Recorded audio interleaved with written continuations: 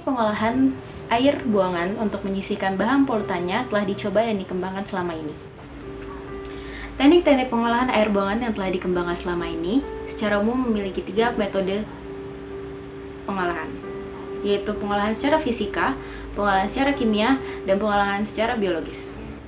Untuk suatu jenis air buangan tertentu, kita dapat menggunakan teknik pengolahan secara kombinasi ataupun sendiri-sendiri. Yang pertama adalah pengolahan secara fisika. Apa itu pengolahan secara fisika?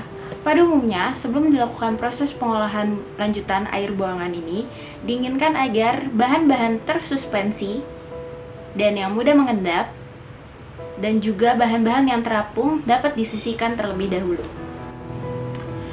Penyaringan atau screening adalah cara yang paling efisien dan murah yang dapat dilakukan untuk menyisihkan bahan-bahan tersuspensi yang berukuran besar.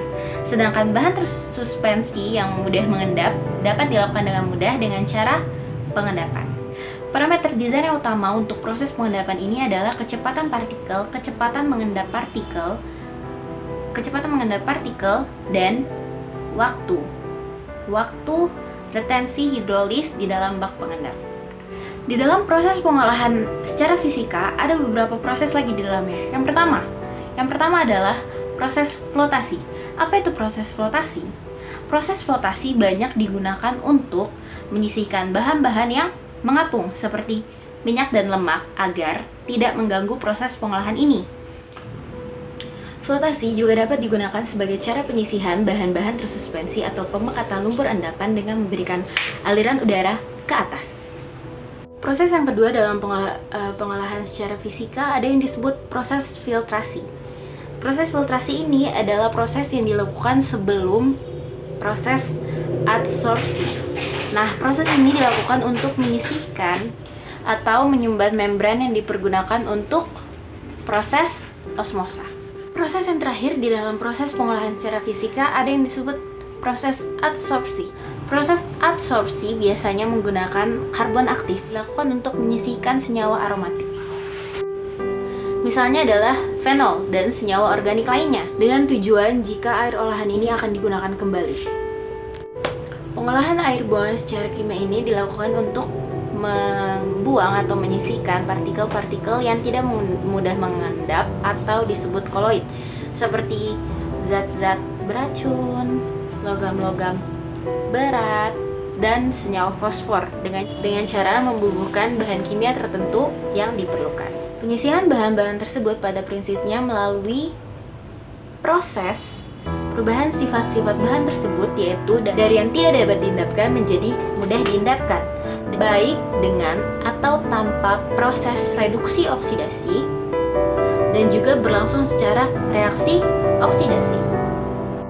Pengendapan bahan tersuspensi yang tidak mudah larut dilakukan dengan cara membubuhkan elektrolit yang mempunyai muatan berlawanan dengan muatan koloidnya. Kenapa dilakukan seperti itu? Agar terjadi netralisasi muatan koloid tersebut, sehingga akhirnya mudah diendapkan. Sedangkan penyisihan logam berat dan fosfor dilakukan dengan cara membubuhkan senyawa atau larutan alkali, atau contohnya adalah air kapur, sehingga terbentuk hidroksida endapan-endapan tersebut atau endapan hidroksiapatit.